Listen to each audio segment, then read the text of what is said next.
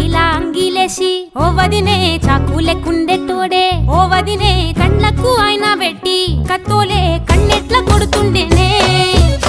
నడిసి అడగదురా పాపర్తి చెప్పింది చెయ్యదురా పాపర్తి పక్కింట్లో కూసుంటది నా మీద సాడీలు చెప్తుంటది